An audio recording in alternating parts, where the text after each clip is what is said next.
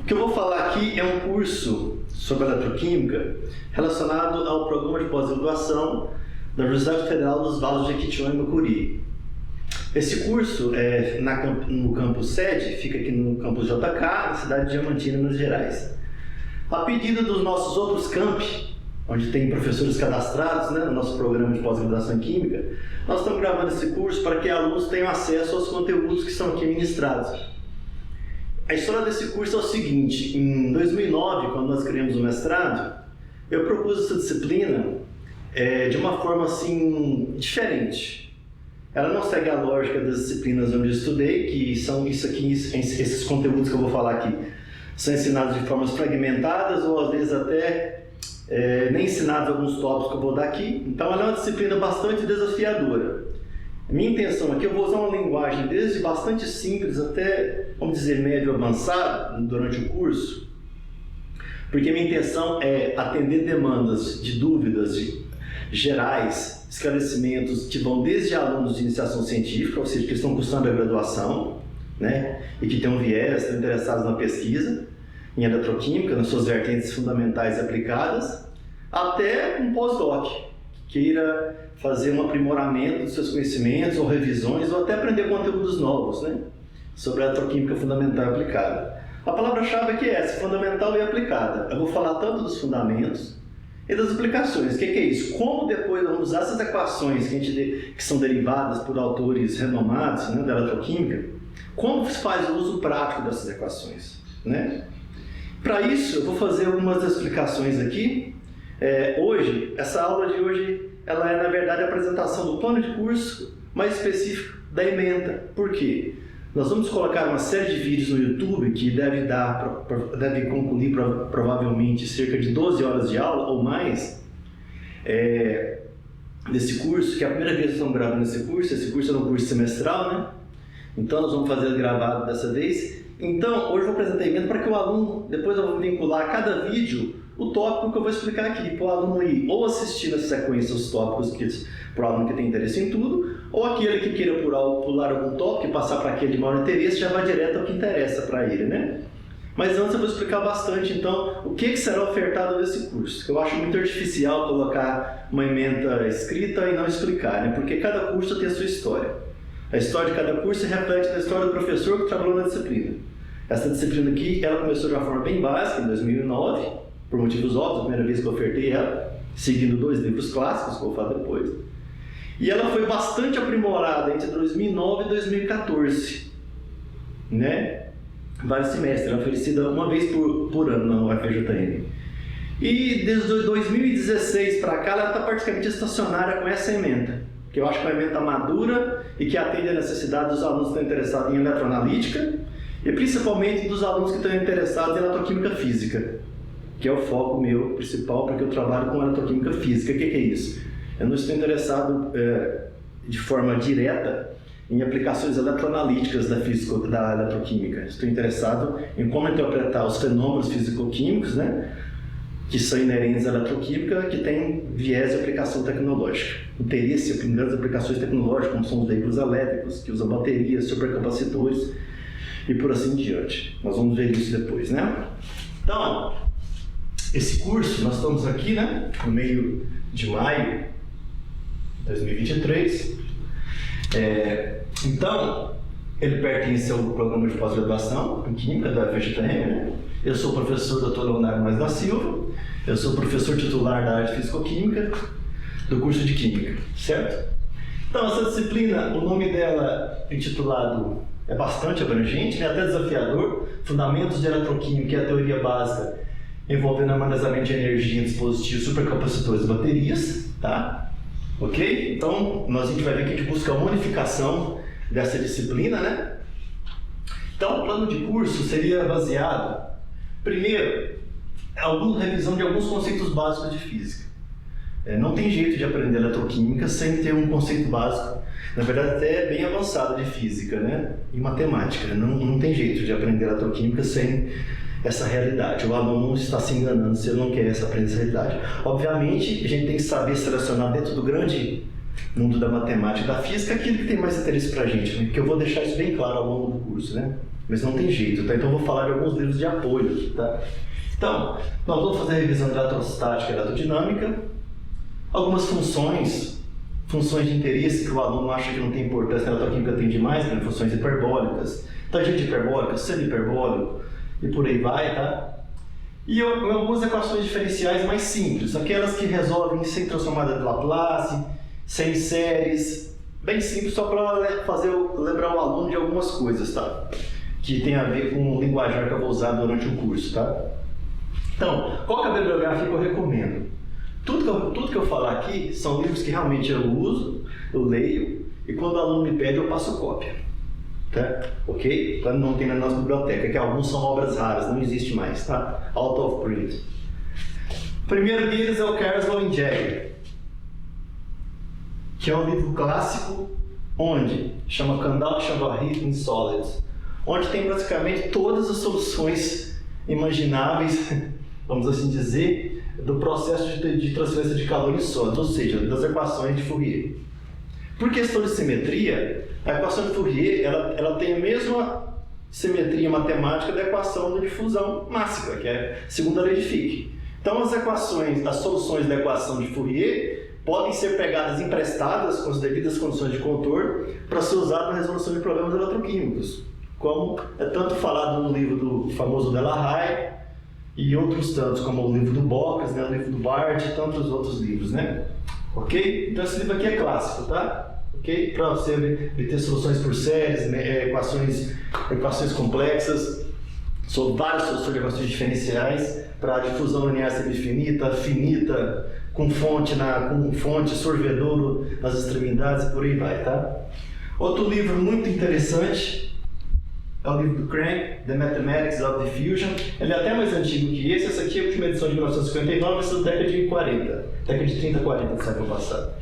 É um livro bastante focado, bastante didático, eu acho, o livro do Crank, para estudar difusão. Eu estou falando desse livro porque às vezes o aluno pega um livro de engenharia química de fenômeno transporte, onde vai misturar várias aplicações de fenômeno transporte e ele vai se perder às vezes. Esse livro aqui do Crank é bem focado. Eu até sugiro ler o livro do Crank primeiro, para depois o Carsley and Jagger, porque o Carsley and Jagger é bem mais desafiador. Até para você fazer as analogias devidas do Carsley and Jagger, para tentar trazer, substituindo, por exemplo, temperatura do transporte de calor por concentração na lei de Fick, não é tão simples de fazer para entender as constituições de contorno. Então, eu sugiro ler primeiro o livro The Mathematics of Diffusion, que alguns autores dão a entender que é só ler o livro de Carsley and Jagger e fazer analogia por simetria. Não é simples assim, tá? Ok? O livro de Hurst, Mathematics for Chemists, é um livro bem básico que revisa, em vez de aluno pegar um livro de cálculo, ele pega esse livro, que tem exemplos bastante focados para soluções de problemas de química, somente físico-química. Então o aluno vai ganhar um tempo enorme e uma didática muito grande, que ele vai fazer a revisão do cálculo diferencial integral usando, e também álgebra linear, usando exemplos de química. Tá? Okay? O grande autor Maguire, que alguns falam Maguire, que tem livros de termodinâmica, tem livros de físico-química, tem livro de mecânica quântica, ele também tem esse livro aqui maravilhoso, Mathematics for Physical Chemistry, que ajuda muito o entendimento da matemática e físico-química, no mesmo molde do livro do Hurst, só que mais moderno, tá? O livro do Hurst tem uma digitação tipo a máquina antiga, mas é um livro muito bom. O Maguire já é um livro mais moderno, usa alguns tipos, né? Tipos mais modernos, de maior entendimento. O livro do Lee Pipp, alguns falam Piper, do Lee Pipp, né? Applied Mathematics for Engineering and Physicists. Esse livro é excelente. Se alguém quer um livro de métodos matemáticos aplicados, esse aqui é um livro excelente.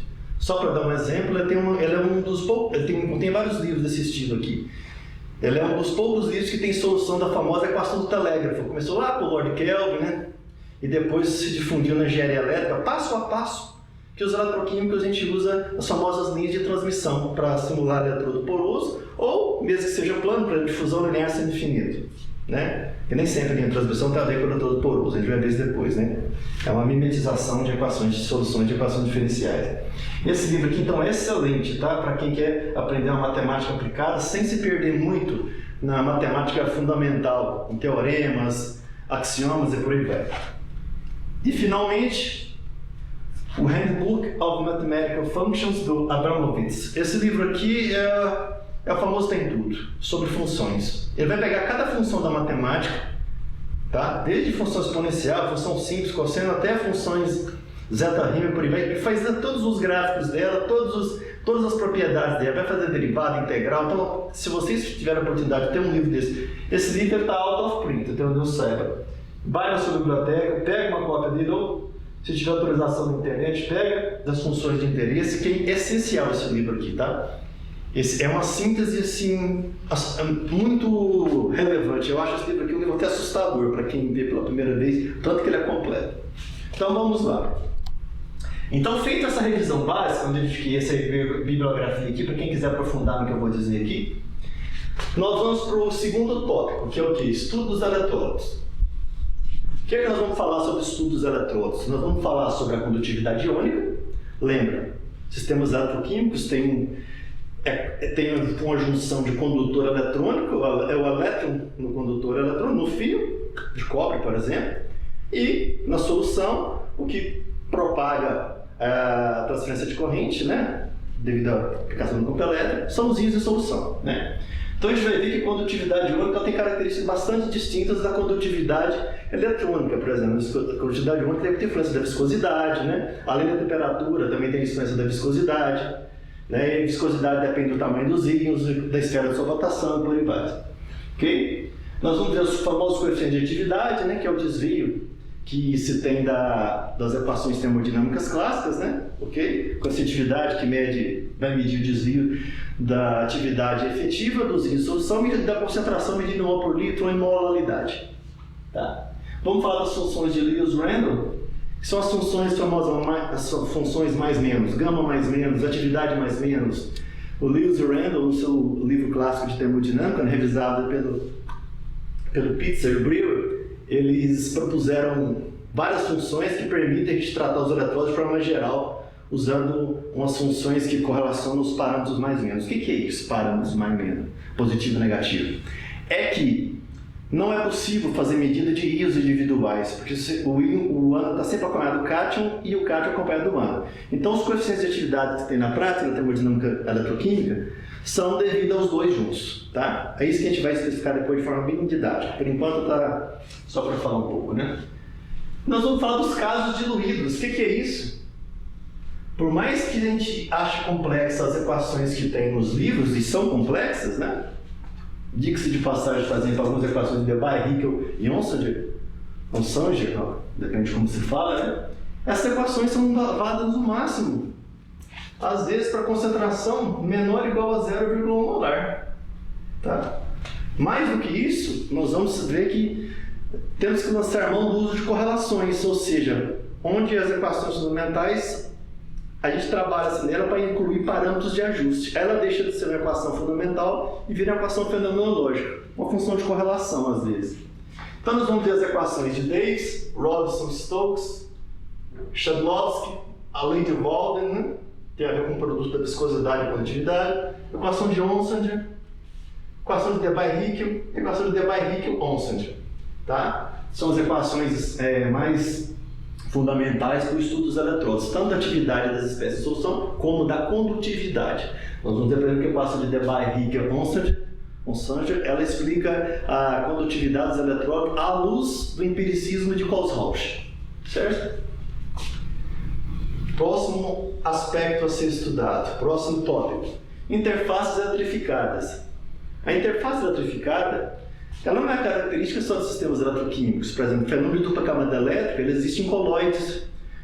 Se você tem qualquer tipo de interface, onde a variação da energia livre de Gibbs dos dois lados sofre uma variação abrupta, você tem um acúmulo de espécies. Isso gera, de um lado, o acúmulo de pressão de espécies, né? Você gera o que se chama de excessos superficiais. Isso gera o fenômeno de dupla camada elétrica. Então, o fenômeno de dupla camada elétrica eu já adianto. Não é exclusivo da eletroquímica. Tanto é que você vai ver em teoria de colóides muito modelo de Guichard, que não tem nada a ver com a eletroquímica. Tá? Mas aqui nós vamos focar na eletroquímica, né? Então, nós vamos falar da dupla camada elétrica no caso trivial, que é o sistema canônico da eletroquímica, né? Que é a gota de mercúrio, em solução de 1 molar ou menos, né? Soluções de fluoreto de sódio. Fluoreto de sódio por quê? Porque não absorve especificamente como outros íons, então você tem interface eletrodo-solução quase que ideal. Eu ia falar isso à luz da espectroscopia de impedância eletroquímica, que esse sistema quase não mostra dispersão da frequência, o que mostra que ele é com interface eletroquímica, mas se comporta quase como um sistema passivo ideal. Ok? Nós vamos falar do potencial de eletrodo, quais são as origens, né? A gente fala potencial de célula, mas e o potencial do eletrodo? Como se define ele? Embora a gente saiba que só tem jeito na física de medir a diferença entre dois, não existe tomada de um pino, né? Brincando, né? Então a gente vai ter um eletrodo padrão para se definir uma interface padrão, a partir de qual ela a gente mede os potenciais dos eletrodos em relação a ela. A gente vai ver que é o famoso eletrodo padrão de hidrogênio, né? Ok? A gente vai ver a questão do nível de Fermi, de qual que é a estrutura da interface que se dá diferentes potenciais de eletrodos para diferentes pares redox, tá? Ok? Nós vamos ver o caso das interfaces ideais. O que é isso? Um eletrodo totalmente bloqueado para transferência eletrônica, onde não tem a transferência de eletrônica através da interface eletrodo-solução, de estado para a camada elétrica. E o caso onde que essa transferência eletrônica ocorre com resistência zero, que é outro caso extremo, ou seja, um com resistência transferência de carga tendendo a infinito, e o outro com resistência transferência de carga zero. Ou seja, um totalmente permeável para fuga de elétron na interface, e o totalmente não permeável, tá? O famoso eletrodo idealmente polarizável, ou seja, você vai aplicar a diferença de potencial, não vai fluir carga Faraday, elétron na interface, você vai ter só um carregamento e descarregamento de camada elétrica, e o eletrodo idealmente não polarizável, que é aquele eletrodo que você extrai, flui uma corrente elétrica através da interface eletrodo-solução, mas o seu potencial fica praticamente inalterado. Ou seja, o eletrodo idealmente polarizável seria um eletrodo de trabalho ideal para estudo eletroanalítico, por exemplo.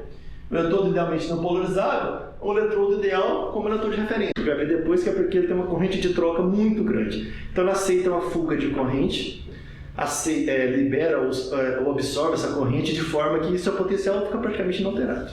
Tá? Nós vamos ver o conceito da capacitância da interface lisa, né? Onde não tem o fenômeno da dispersão da frequência, fazendo quartal T, né? Ok? No caso do eletrodo de mercúrio, que foi o modelo padrão para se construir as teorias básicas de dupla camada elétrica. Depois nós vamos ver até que ponto que essas estruturas, que esses modelos podem ser utilizados na prática, né? Estudo de sistemas reais, né? Onde os eletrodos são rugosos, e como é que faz algumas adaptações, tá? Ok?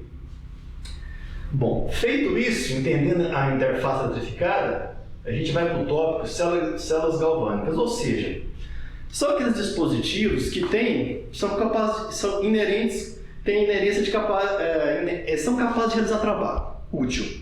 Então eles têm a diferença de potencial entre o anodo e o cátodo, ela está associada, ela é positiva, que está associada com a variação da energia livre de Gibbs negativa, ok?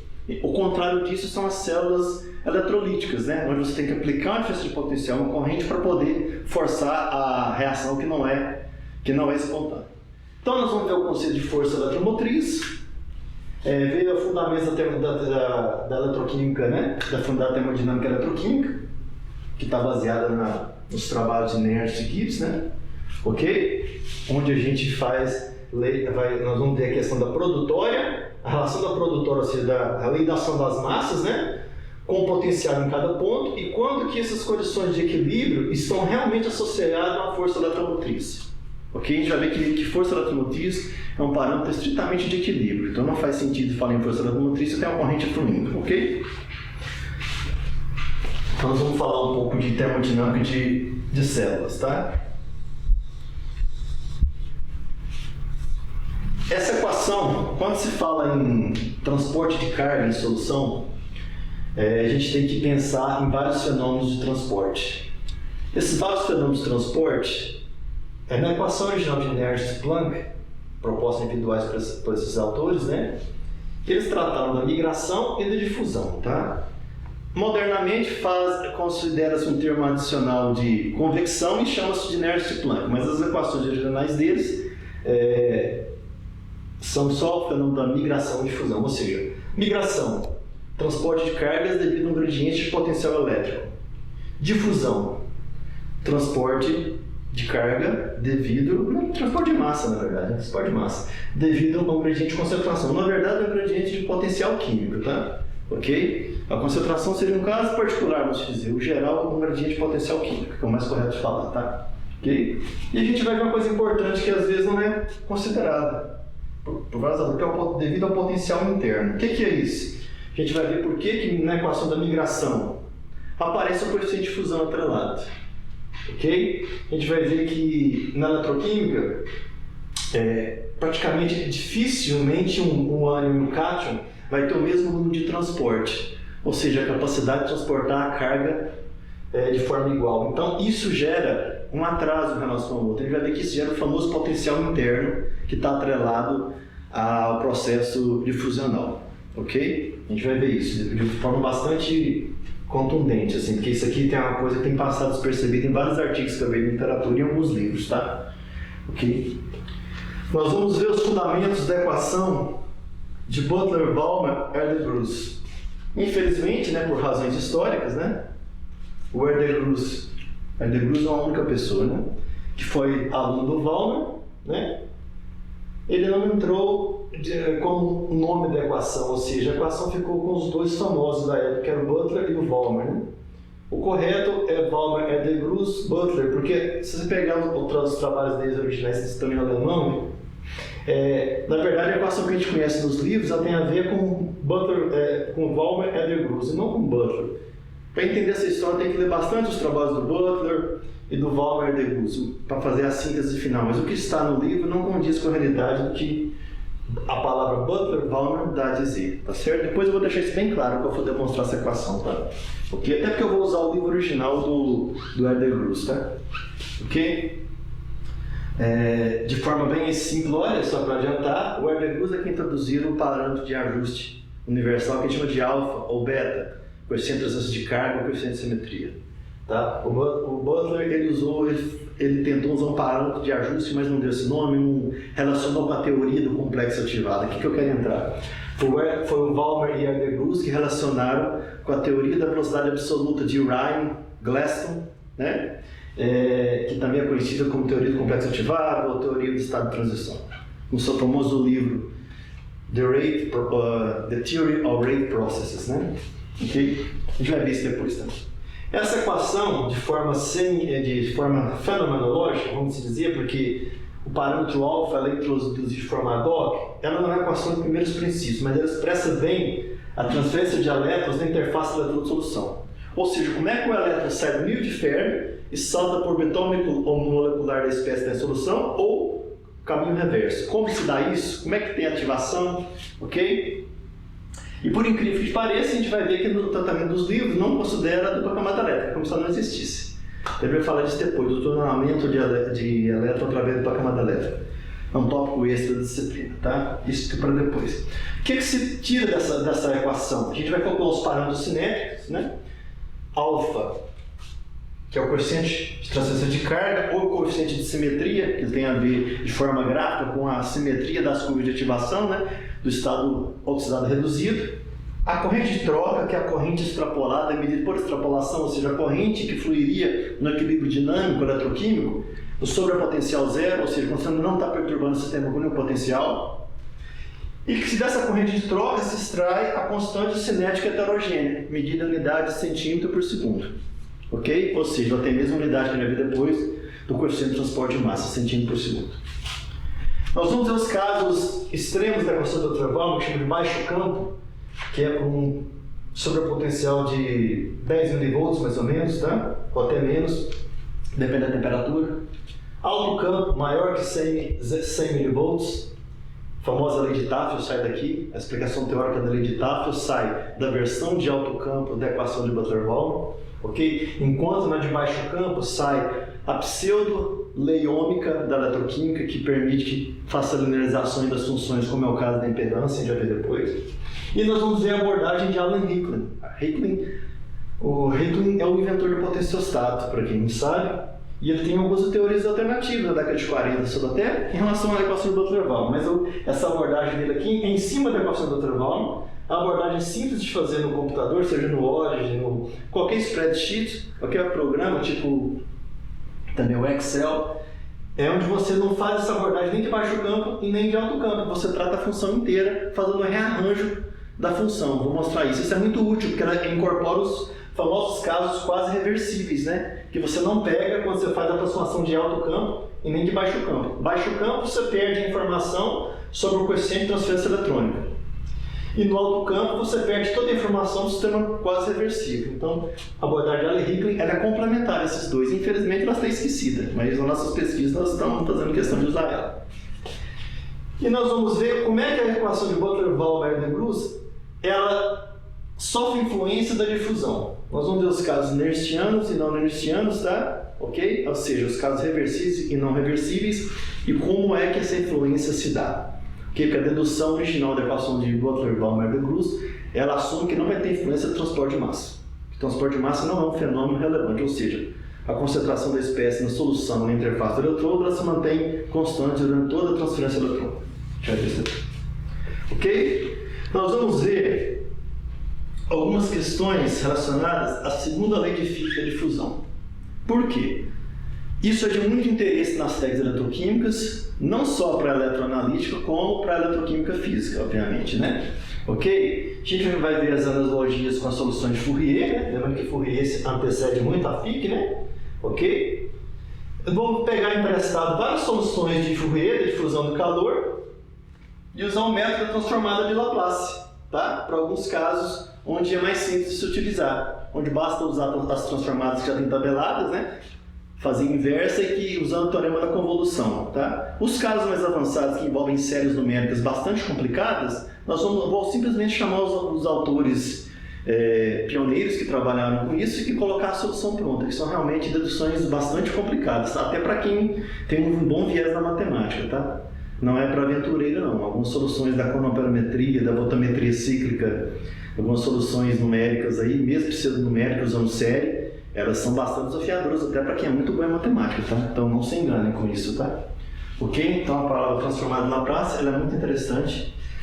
Mesmo que a gente não saiba fazer todas, fazendo alguns para ter vários insights sobre as soluções das equações e depois saber entender, quando pegar uma solução pronta, alguns detalhes, por que aparece a função erro, erro complementar, por que aparece uma série numérica na equação, a gente vai ver isso, como é que trunca uma série, o que é uma série que converge rápido, o que é uma série que converge lenta, que até série que converge rápido você pode pegar poucos termos da série numérica e já obter uma solução muito próxima com os algarismos significativos desejados. A série de convergência lenta já é mais complicada, tem que pegar vários termos, nós vamos ver esses detalhes, ok? Somente na cronoperometria. Nós vamos ver a aplicação de diferentes funções de perturbação, seja de potencial ou seja de corrente. Isso tem a ver com as técnicas eletroquímicas. Se a gente parar para pensar, a eletroquímica ela tem duas variáveis. Se aplica corrente, tem duas variáveis, uma pode ser dependente ou independente. Você pode aplicar corrente como da variável independente e obter uma resposta em potencial, variável dependente, ou ao contrário, aplicar o potencial como variável independente e medir a resposta em corrente de forma dependente. Isso nas técnicas que não envolvem a técnica de impedância, que vou falar depois, né? São as técnicas de corrente contínua, ou transientes contínuos, né? Até redundante isso, mas alguns livros escrevem transiente contínuo e diz transiente contínuo. Quer dizer o seguinte, não vai usar corrente alternada. Ok?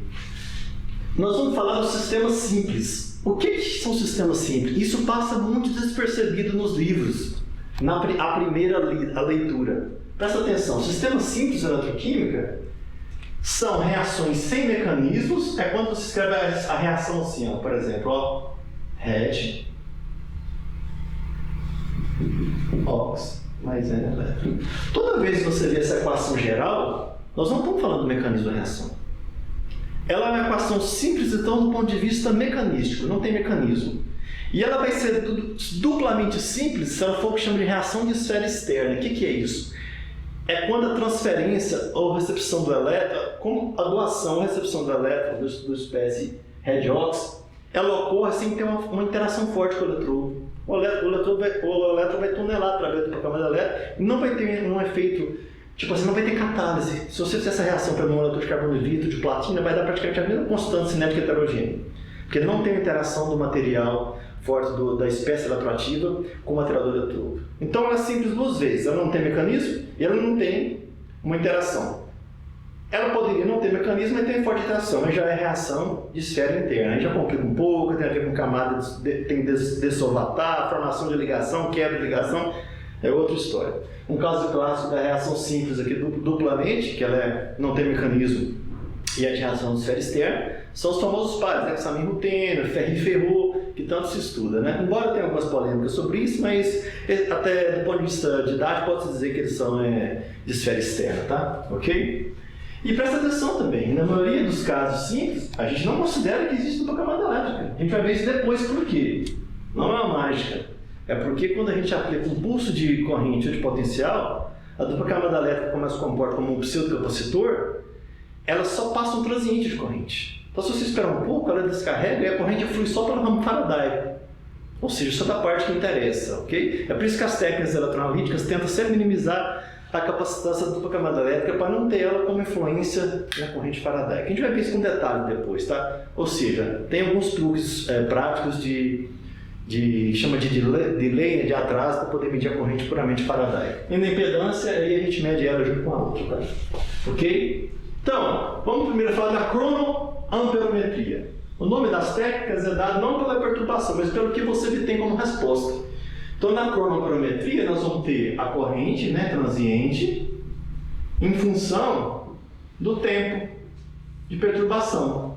A gente vai ver depois os detalhes dessa função de Heaviside, a função de onda, né, a função, na verdade, degrau, né, ok? Degrau de potencial, tá? A gente vai ver, então, a famosa solução de Cottrell para sistemas reversíveis, ou seja, aqueles que não são influenciados pelo potencial aplicado, tá? É uma equação puramente de fenômeno de transporte, porque não tem nenhuma informação cinética, tá? Ela serve, além de outras coisas, ela serve. Se você conhece a área do eletrodo, calcular o coeficiente de fusão. Se você conhece o coeficiente de fusão, calcular a área do eletrodo. Ou no experimento didático, para provar o conceito de fusão linear semi-infinita, planar, né? Ok? A gente vai ver que ela vai ser caracterizada pelo decréscimo inverso da raiz do tempo, tá? Nós vamos ver as equações de Gerlich, Wilstich e Delahaye, né, que trabalharam com o sistema quase reversíveis. O Delahaye também trabalhou com o sistema irreversível, tá? Vou tentar falar delas na sequência histórica, tá? Esses pioneiros aqui, eles, além de eletroquímicas, eles eram peritos em eletrônica, eles fabricavam equipamento, okay? Somente o professor Delahaye, o professor Gerlich, Wilstich também. O professor Delahaye era engenheiro eletricista, né? Que especializou em eletroquímica, né? Um belga radicado em Baton Rouge, nos Estados Unidos, que depois foi para Nova York, que depois voltou para a França no final da vida dele. O Wilstich, o professor Wolf Wilstich, né, chegou a morar no Brasil, em São Carlos, né, como professor visitante de vários anos na USP. E o professor Gerlich, já falecido há vários anos, né, ele é um dos pioneiros da eletroquímica moderna, pelo menos estudos semicondutores, né? Ok? Então, outra técnica, voltametrias de varredura linear. Embora a gente se fale do modelo de Randall-Savick, o Randall trabalhou com a Linear Sweep Voltammetry, trabalhou com voltametria varredura linear. Quem trabalhou com a voltametria cíclica foi o Savick. Inclusive, se você pega o artigo original, embora é da revista tcheca, está em inglês. Você vai ver lá que no rodapé do artigo está escrito assim, ó, trabalho submetido como parte obrigatória para a obtenção do título de doutor em engenharia elétrica.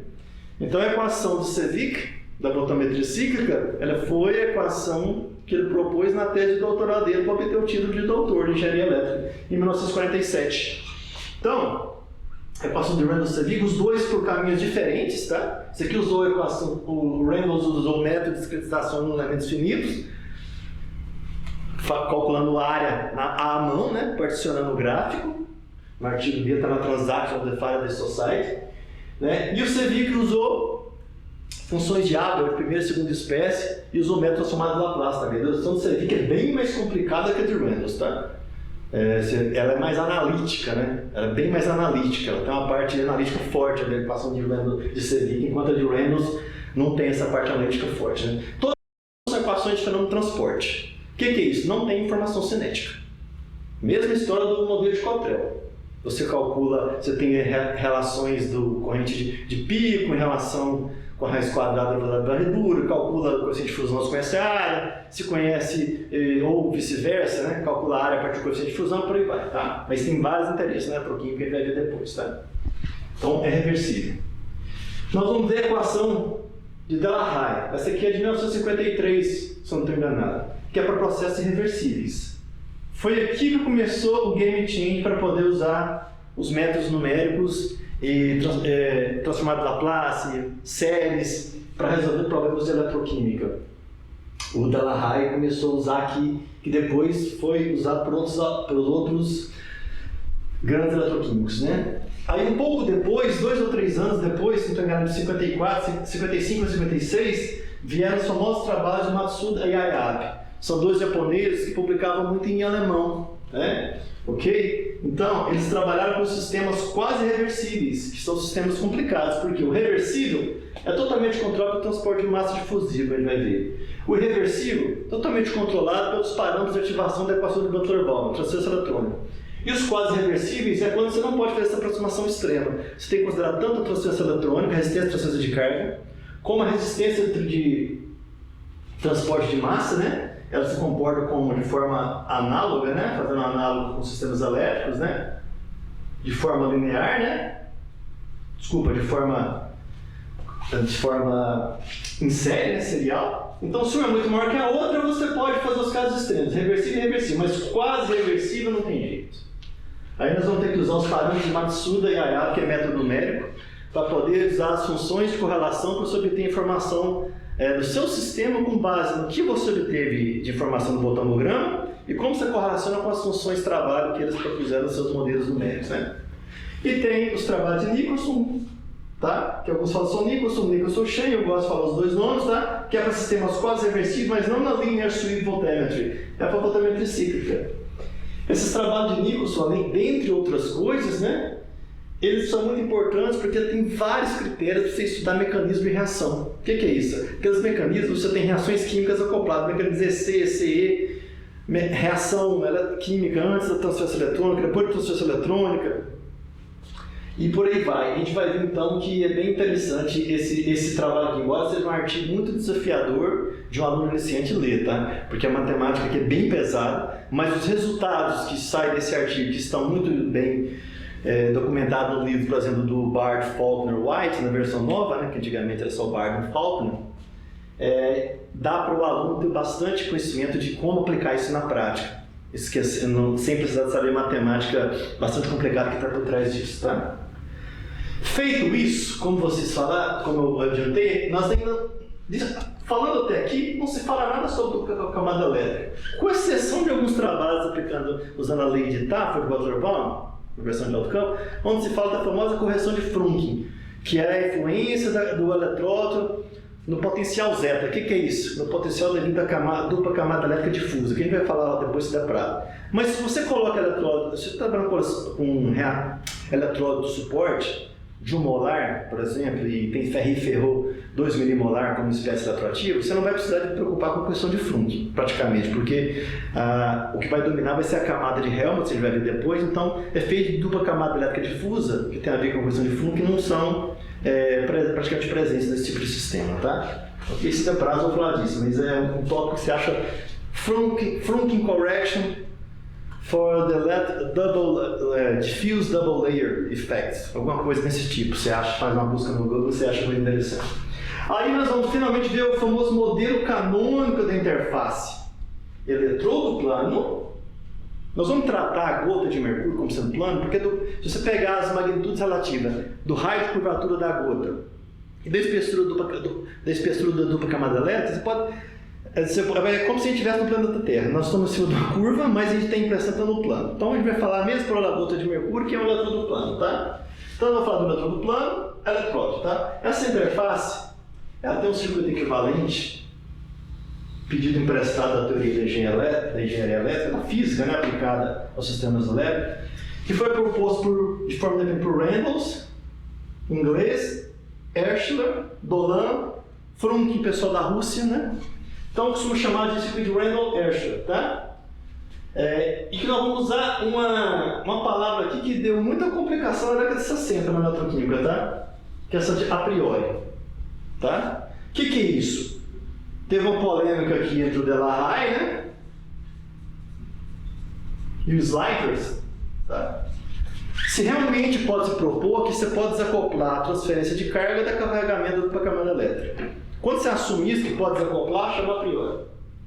Quando não, você chama a posteriori. Tem uma discussão sobre isso. Hoje em dia é meio ponto passivo que, com boa aproximação, aquela pessoa, quando não dentro da aproximação que a gente pode trabalhar, essa separação a priori serve para fins práticos. Então, a gente vai considerar que o sistema capacitivo e Faraday pode ser desacoplado do famoso circuito de Randles-Ashe, ok? A gente vai ver depois direitinho o que é esse circuito, tá?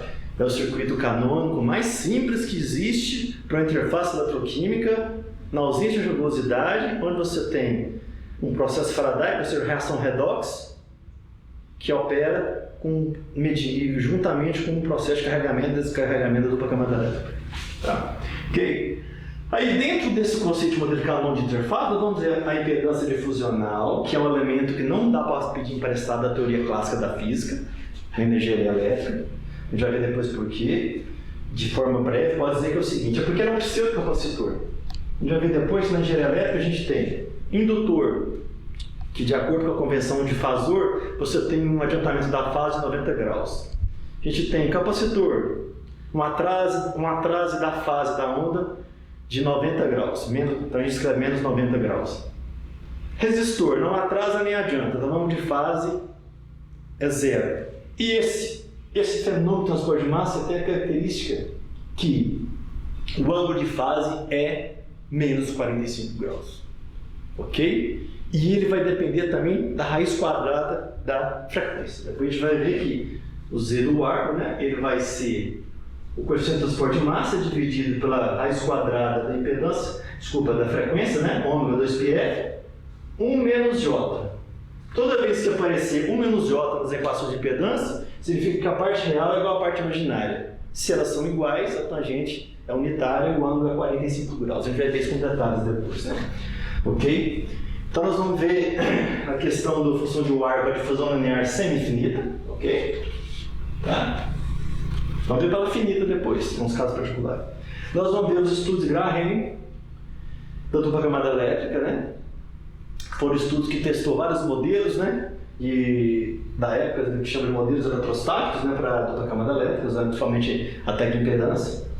E vamos ver o estudo a abordagem de Sliders, que aplicou a análise do plano complexo. O que eu quero dizer? Até aqui o tópico 3 aqui, os estudos eram feitos com base em linearizações diferentes das funções de impedância. Era difícil de entender os dados de impedância, tá? Não tinha uma forma qualitativa de se entender os dados. O Sliders propôs a análise do plano complexo, né, que é o plano de Argand-Gauss, que é bastante usado na engenharia elétrica, onde o plano complexo, né, parte real e parte imaginária, você tem um espectro onde você tem a visão qualitativa dos dados, né?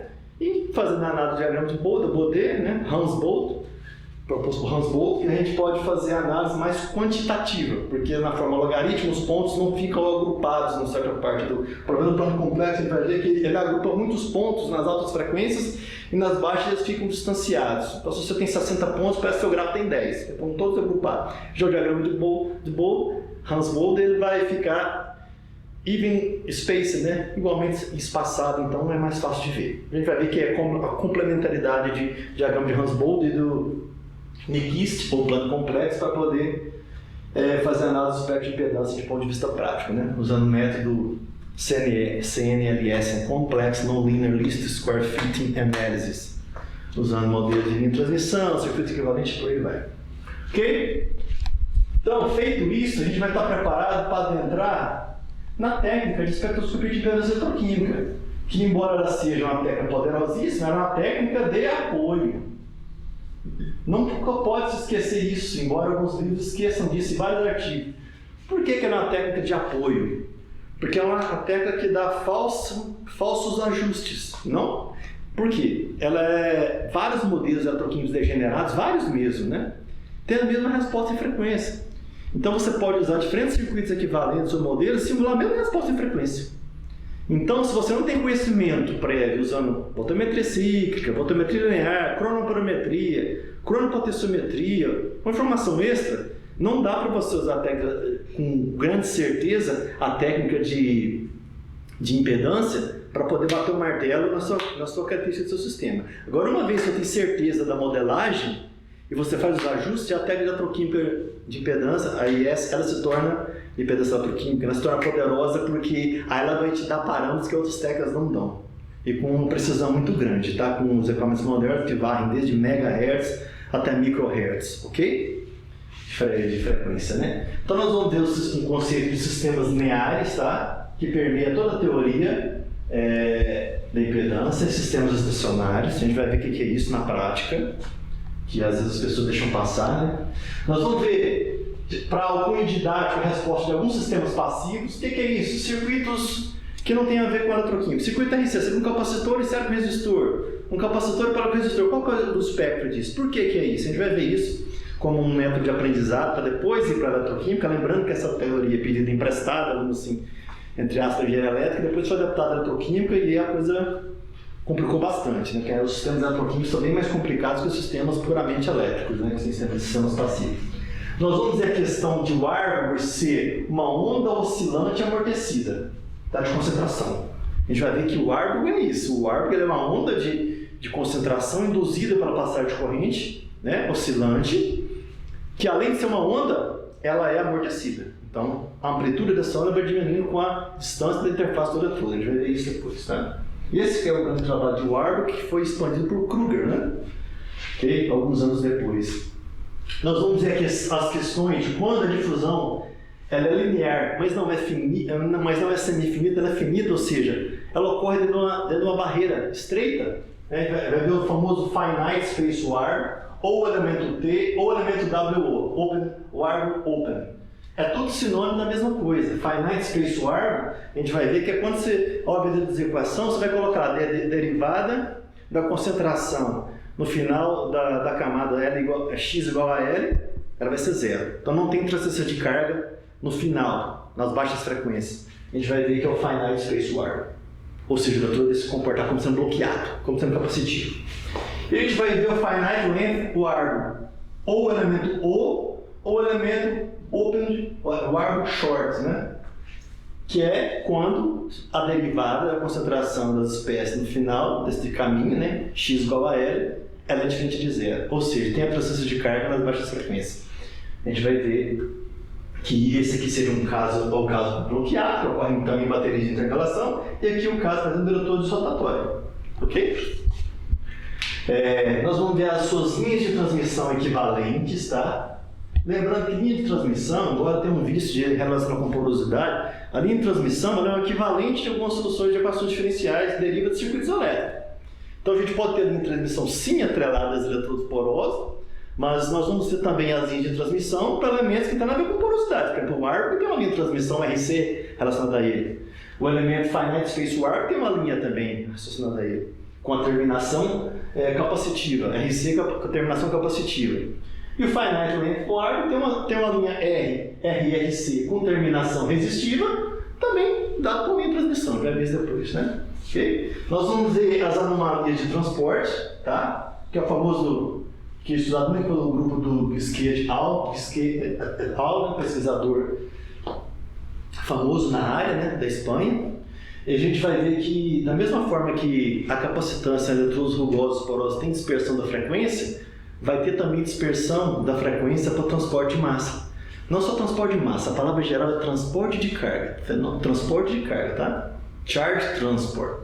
Isso é caracterizado por um expoente fractal, ou seja, um expoente que não é unitário, que dá unidades que não são as unidades usuais da física. A gente vai ver isso depois com mais detalhe, tá? Ou seja, vai ter anomalia de transporte. Anomalia de transporte significa que não segue rigorosamente a lei de Fick da difusão, que na eletroquímica se traduz em Cottrell, se traduz em Reynolds-Sevig, na voltametria, e na impedância se traduz no Warburg, ou seja, o ângulo de fase não vai ser totalmente 45 graus.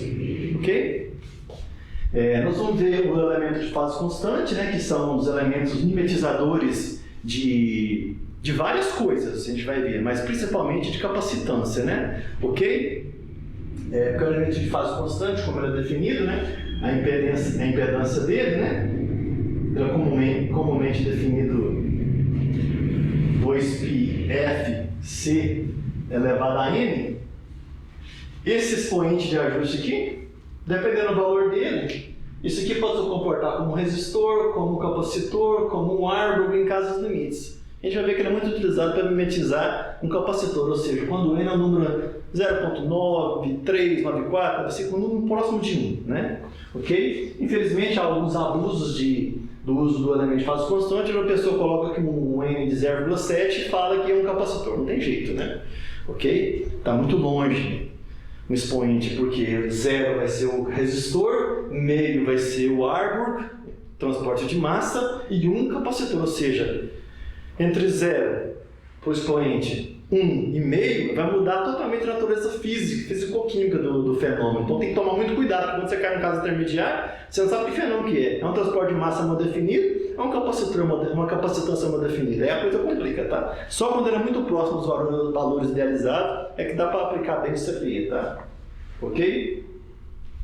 Então, essa questão de rugosos ásperos aqui é porque tem os trabalhos do Pacoski, em que ele demonstrou em várias sequências de trabalhos que é o seguinte, que não é a macro-rugosidade que dá, ou seja, uma porosidade bem definida que dá essa expressão da frequência. São fenômenos mais de rugosidade anivatômica atrelada a sistemas a reações de absorção lenta, tá? Usa até a famosa isotema de Frunking para explicar isso. Então, é bem complicado a teoria básica do CPI, não tem um consenso sobre isso até hoje, tá? Qual que é a causa realmente decisiva da origem do fenômeno da dispersão da frequência, tá? Tem os trabalhos do Pacoski, vários trabalhos do Lassia, professor Andrei Lassia, né? Lassia, da impedância, que trabalha com isso, vamos falar de Lazia, né? Ok? Feito isso, nós vamos trabalhar, fazer o que é a cereja do bolo para os alunos, né? Para mim, o aluno iniciante, que acha enfadonho a parte teórica, embora seja a principal, né? Para quem está aprendendo, que vai ser os estudos. Vamos pegar todos esses modelos aqui e aplicar na interpretação, né, de dados reais. Vamos pegar dispositivo, tá? Ok? Dispositivo capacitor da Maxwell, baterias de íon lítio, por aí vai. E vão reações de esfera externa, usando par Ferri-Ferrot, fazer os estudos cinéticos. E nós vamos estudar também supercapacitores, né? Baterias, e esse que eu não escrevi aqui, mas também a cinética de oxidação de uma reação de esfera externa, cinética redox, né? Então, nós vamos ver como que as técnicas eletroquímicas nos dão medidas bastante precisas da equivalente series resistance, que é, em sistemas de 3 eletrodos, a gente vai ver depois, a gente chama de reação não compensada de solução, que é a resistência entre o eletrodo de trabalho e a ponta do eletrodo de referência, né? Essa resistência ela causa distorção dos resultados eletroquímicos, é importante determinar. Então, o sistema de 3 eletrodos chama de resistência não compensada de solução. No sistema de 2 eletrodos, que são os dispositivos práticos, ela junta todas as resistências ômicas que estão em série, que se somam numa só, né? Então, a resistência equivalente em série. A gente mede isso com alta precisão, totalmente usando a impedância, tá? E a técnica cronoamperométrica, que nos dispositivos chama de técnica GCD, Galvanosteric Charge-Discharge, né? Method. Nós vamos ver como é que se mede a capacitância da camada elétrica, ou seu correspondente em termos do elemento de fase constante, quando tem expressão da frequência. Nós vamos ver como é que se mede a pseudocapacitância, que é um fenômeno faradaico, onde não tem o transporte de massa da espécie, que sofre oxidação e redução, fica imobilizado e se comporta como uma capacitância, de forma indistinguível. Nós vamos ver como se mede a corrente de troca, né? Que da corrente de troca dá para calcular a transferência de carga ou vice-versa, depende se quer ir por exemplo, de Butler-Valve para impedância ou de impedância para Butler-Valve, uma técnica de corrente contínua alternada, né? Uma coisa assim. Na verdade é Butler-Valve, né? Ou melhor falar, polarização galvanostática, né? Ok? Potenciostática. Como se determina o coeficiente de transferência de carga, alfa ou beta, dependendo de como se queira, a gente vai ver a diferença entre alfa e beta, não tem a ver com ato elementar ou tem a ver com reações multietapas, né? A gente vai ver isso depois, tá? Ok? Isso aqui, de forma geral, o experimental a gente chama de alfa, tá? O beta tem mais a ver com o sistema canônico do ato elementar, que é a transferência eletrônica, na teoria de complexo ativado, é mais para cálculo teórico. Na prática, a gente trabalha mais com alfa, tá? O livro do Bocras explica muito bem isso, tá? Bocras e Redley. E nós vamos ver como é que se calcula finalmente a constante cinética heterogênea, okay? Que é a constante que caracteriza a habilidade de uma interface de catalisar ou inibir, né, uma transferência eletrônica, ok? Nós vamos ver como é que se estima com boa precisão o coeficiente de fusão de materiais porosos, né? Por que eu estou falando estimar? Porque os cálculos precisos para coeficiente de fusão, as equações que a gente pega na eletroquímica do sistema Mercúrio, elas são para interface planas. Então, quando você vai para o sistema poroso, vai ter desvios. Então, a gente faz uma estimativa para assumir que o valor é realmente aquele, sabe? Tem que fazer várias conjecturas para calcular um valor factível, tá? E a gente vai ver algumas modelagens alternativas, até que o nosso grupo tem proposto para interpretar sistemas complexos como os supercapacitores, algumas baterias, usando aqui é Single Step Chronoperometry, tá? É a cronoperometria, voltametria cíclica, GCD, e essa aqui seria a cronopotenciometria, né? E finalmente, falando sobre bibliografia, só vou falar que eu tenho, na verdade, ao longo dos anos, eu usei vários livros, muitos livros mesmo e artigos para preparar essa disciplina. Então eu vou falar aqui daqueles que eu considero assim, esses são os principais. Mesmo que seja muito, sei lá, com o tempo, tenta ler esses livros, tá? Ok? Eu costumo, durante as aulas, às vezes falar, está melhor nesse livro, está melhor que aqui. Não existe um livro ideal. Cada tópico, às vezes, está melhor que isso. Eu vou falar aqui, que eu lembro mais ou menos, o que tem melhor em cada livro. Eu estou colocando mais um pouco de cima para baixo, né? Na ordem mais complexa, tá? Primeiro, então, eu vou começar com o livro do Brad, Electrochemistry, um livro bem básico, mas que ajuda bastante, tá? Porque ele não vai te ajudar a resolver nenhum problema prático de pesquisa, mas vai te ajudar a entender fundamentos eletroquímicos de forma mais enxuta, tá? Okay? Um livro que eu gosto muito, o Corrida de Dvorak, tá? Okay? Principalmente o capítulo sobre dupla camada elétrica dele. O capítulo sobre dupla camada elétrica é excelente, porque ele mostra de forma bem clara como se trabalha na prática a equação de Kirchhoff, ok? Tá? É um livro bastante interessante, tá? E ele também vai falar muito das funções de Hammett para pH. É interessante esse livro. Tem o famoso livro de Boggs Red, né? Que agora com um novo autor, tem o Aldeco, né? São 3 volumes, tá? O volume 1 é Ionics, que trata de eletrólitos, né? Teoria dos eletrólitos. O volume 2 chamava eletrólitos, né? Trata transferência eletrônica, mais focado em Butler-Brown, transporte de massa, e tem um volume 3 que tem a ver com armazenamento de energia, corrosão e algumas aplicações, né? O famoso livro do Bard Faulkner, que agora também adicionou mais um autor, White, Electrochemical Methods, na 3ª edição, né? Que é um livro muito interessante. De forma geral, eu peço para os alunos que até a página 144 eles leiam, porque é geral sobre a eletroquímica, até a página 144. Então o aluno aqui já tem que saber até o que é potencial de eletrodo, células, sistemas de 2 eletrodos, 3 eletrodos, os princípios de Butler-Brown, transporte de massa, equação de Marcos, que já é uma coisa mais avançada para explicar o coeficiente de associação eletrônica. Então é interessante, não é nem interessante, é recomendável que todo aluno leia até a página 144 do livro do Bard Faulkner White.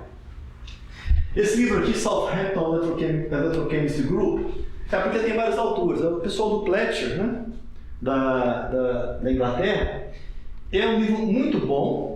A parte dele aqui, ó, de cronoperometria e voltametria cíclica, tem coisas aqui que não tem em outros livros, tá? A parte de impedância dele é pop, tá? Mas a parte de Butler-Brown dele é bem simplificadinha, mas essa parte aqui de voltametria cíclica e cronoperometria dele é excelente. Tá? Ele explica coisas que outros livros não explicam. E ele tem um apêndice matemático, tá? Muito bom, tá? Então, durante a leitura do livro, você fala, esse livro está pobre em deduções matemáticas. Não é que está pobre, é que ele joga tudo para o apêndice para não ficar enfadonho. No apêndice tem todas as deduções, a maioria usando transformado de Laplace das equações principais, tá? Até do árbitro, que você veio lá, tem a dedução do árbitro lá, várias deduções para cronoperometria. É muito interessante esse livro, tá? Esse livro aqui é importantíssimo, tá? Então, isso aqui é importante. Esse livro aqui do Robinson Stokes é o seguinte, é a teoria dos eletrólitos. Ele é um livro reeditado várias vezes, e é um livro que tem o estado da arte da teoria dos eletrólitos, tá? Ou seja, até na década de 70. Então ele economiza muito a leitura.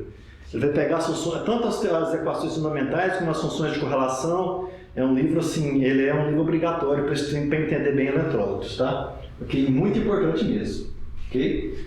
E ele tem uma análise crítica, né? Dos modelos, comparando modelos com outros, e muitos dados numéricos, tá? No final dele tem uma extensa tabela de coeficiente de atividade, de rádio iônico médio calculado, parâmetro de viscosidade, é muito interessante. Esse aqui é o famoso livro do Wetter, que foi o primeiro livro que fez a transição da eletroquímica antiga para a eletroquímica moderna, né? É um livro que lançou primeiro em alemão, depois em inglês. É um livro que está fora, out of print, né? Não está mais disponível, mas acha-se ele, né? Eu tenho um original, comprei nos Estados Unidos, e esse livro é excelente, tá? Embora tenha alguns temas, obviamente, que estão defasados, mas a parte fundamental não muda. Por exemplo, poucos livros vão te explicar o que é a impedância de Warburg de fato, como é tão bem explicado como esse livro é explicado. E um detalhe, lembrando que até na década de 50 era muito comum publicar em alemão, né? E o Wetter, ele pegou essa síntese dos vários trabalhos dos colegas dele, dos conterrâneos dele, e traduziu, está no livro dele em inglês, nessa versão em inglês. Não ele traduziu para o inglês, não, o tradutor, né? Então você vai achar vários trabalhos de difícil acesso para quem não sabe alemão nesse livro aqui de forma clara. Como as teorias de dupla camada elétrica, de potencial de interface, transporte de massa, as técnicas da eletroquímica crono, na época eram utilizadas. Obviamente você não vai ver coisa aqui de voltametria cíclica, assim, né? Porque a voltametria cíclica expandiu muito depois da meada da década de 60, com os trabalhos de Nicholson, Shen, por aí vai, né? Keith Oldham, Myron, esse pessoal, né? Então, é um livro muito importante. O livro do MacDonald, quem avaliou esse livro aqui, na época que ele foi lançado, foi o professor Roger Parsons, né? O Parsons foi brincando, não tem mais nada para resolver na eletroquímica, ele usando Laplace, que esse cara aqui fez tudo. Eu digo, MacDonald é aquele pesquisador famoso da corrosão que em 2011 foi indicado ao prêmio Nobel, né? Esse livro aqui é o seguinte, pegou praticamente todas as técnicas da eletroquímica e mostra como é que resolve ela para transformar de Laplace. Se a pessoa já deu uma lida em algum livro básico de transformada de Laplace, vai achar isso aqui maravilhoso. Se você chegar nele cru, não sabe nada de Laplace, vai achar esquisito. Mas se você já tem um conhecimento básico, você vai ver que aqui ele coloca muita coisa em pé que vários livros deixam a desejar, tá? Ok? Vai explicar bastante técnicas, voltamétrica, impedância, então é um livro muito interessante, tá? Até alguns modelos de impedância. O livro do Herder Gruss, né? O Herder Gruss escreveu esse livro na década de 70, Kinetics of Electrode Process, né? Ele vai contar a própria história da equação que ajudou a desenvolver, e tem um excelente capítulo sobre dupla camada elétrica, esse livro aqui, e de aplicações. Um terço do livro ou mais são de aplicações na época, né? Então essas aplicações interessantes, porque os conceitos que estão ali por trás das aplicações não mudaram com o tempo, tá? Então é muito interessante, a parte de corrosão, conceitos fundamentais de armazenador de energia, que embora evoluiu bastante, mas algumas coisas estão ali até hoje, são as que são utilizadas, né? E alguns livros mais modernos, Gilead, Physical Electrochemistry, um livro mais para a parte do eletroquímico físico, né, que quer estudar as técnicas, né? Ele tem um capítulo excelente falando sobre voltametria cíclica e quais são os pitfalls, ou seja, as armadilhas que tem para você fazer o experimento de voltametria cíclica e ter dados confiáveis, entre outras coisas. Ele vai falar de forma bastante inteligente. Esse livro é muito inteligente. Ele não é um livro matemático, é um livro explicativo de como se obter dados factíveis, como é que interpreta melhor os modelos eletroquímicos, tá? Esse livro do Guiraud é um livro carro-chefe do meu curso, tá? Ele é um livro Analytical and Physical Electrochemistry. Ele é assim, ele é um livro que tem revisão de física, transformado de Laplace do começo ao fim.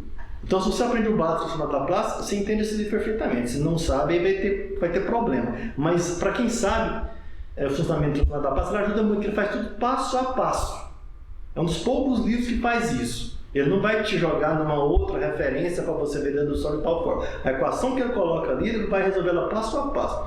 Esse livro aqui é um divisor de águas para quem sai do nível básico transformado de Laplace e quer ir para um nível médio avançado, tá? Ele não é muito avançado, mas ele é médio avançado. É um livro muito interessante.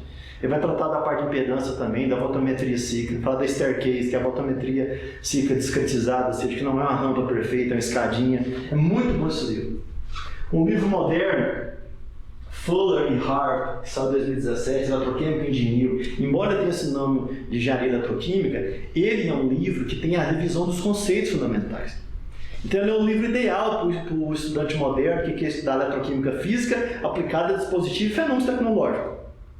Corrosão e por aí vai, não só armazenamento de energia. Também, né?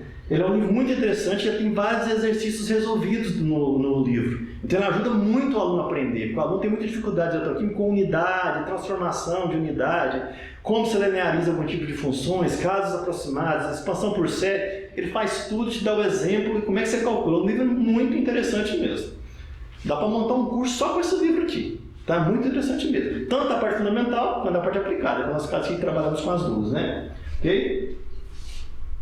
O livro do Lasha, né? Andrei Lasha, alguns falam Lazia, Electrochemical Empirical Spectroscopy and its Application. Professor Lasha, esse aqui na verdade é um update de um capítulo que o professor Lasha tinha, se não me engano, na Comprehensive Street Trials Electrochemics ou Modern Aspects of Electrochemics. Aqueles compêndios de eletroquímica, eu esqueci qual que é. Eu acho que é o Modern Aspects, tá? Então, esse livro é muito bom, mas ele é muito bom para quem já sabe um pouco do básico, senão ele se torna muito ruim. Então, eu aconselho o seguinte: a pessoa primeiro lê o livro Horazem Tribolet, que é um livro de matemática mais enxuta, com os fundamentos muito bem dados, um livro muito didático, Electrochemical Empirical Spectroscopy, e aí você dá um upgrade na teoria para modelagem, você vai ter elementos para fazer uma modelagem de eletroquímica usando impedância com esse livro aqui. Então, primeiro esse, depois vai para esse. Com esses dois aqui, você está armado, se você entendeu ele, para trabalhar com a espectroscopia de impedância. O resto é artigo. Os livros são esses dois aqui. Tem a monografia do Adenij Barsolkov, McDonald, tem, mas lá são assuntos dispersos, não é didático. É um livro legal para quem já sabe pescar alguns conceitos, né? De física do estado sólido, por aí vai, sistemas não suportados, a gente não tem eletrólise suportada, tem eletrólise, mas esses aqui são os que ajudam o aluno realmente a aprender, tá? E aqui, dois livros que eu gosto muito para ajudar o aluno. Eles não são de eletroquímica, mas que ajudam muito, porque eletroquímica, ele tem que ter uma boa noção de circuitos elétricos e de até como é que funcionam alguns dispositivos, tá? Embora esse livro seja antigo, década de 70, mas os fundamentos não mudam, né? Esse livro aqui é muito bom para quem, por exemplo, quer saber o que é um transiente, o que é a constância de tempo, o que é o teorema de máxima transferência de potência, o que é o circuito RC, como é que ele se comporta no domínio do tempo, no domínio da frequência, vai falar o que é a questão da impedância, como é que se define a função impedância, tá? Muito bom esse livro aqui do Groff, tá? Basic Electronics for Scientists. E esse livro aqui do Bartzak, tá? Que é um livro Introdução à Análise do Sistema Linear. Você vai ver esse livro e fala, pô, mas tem nada a ver com eletroquímica. Tem sim, porque ele vai te falar como é que o que é sistema linear. Tem uma coisa que a gente vai ver depois, tá? Que é intrínseco aos sistemas passivos, mas que não é intrínseco aos sistemas eletroquímicos. O sistema eletroquímico tem que ser linearizado, porque a equação de Butler-Volmer, ela é inerentemente não linear, somente no domínio muito estreito do baixo campo é que ela vai ser linearizada. E ele vai falar o que é um sistema causal, recíproco, estável no domínio do tempo, conceito de linearidade, o conceito de função de transferência. Então ele vai te preparar, dar o arcabouço teórico para começar a entender a espectroscopia de impedância. Então são livros de apoio, tá? Esses dois aqui, tá? Esses dois aqui são livros de apoio. Mas que apoiam muito, tá? Ok? Então, pessoal, é isso. Feito isso, agora nós vamos dar início ao curso nas próximas aulas e nós vamos deixar muito bem documentado em cada vídeo os tópicos que serão ensinados para que vocês ou caminhem pelo curso inteiro, que eu acho, até para quem já sabe, eu acho interessante que para complementação de conteúdo, até de ver uma visão diferente do assunto. Lembrando que eu não uso um livro só, tento sempre ver a visão de vários autores, artigos também, não dá para escrever tudo aqui. E daqueles alunos que realmente só querem ver algumas aulas, tá? Ok? Mas essa é a primeira dica então. Obrigado, tá?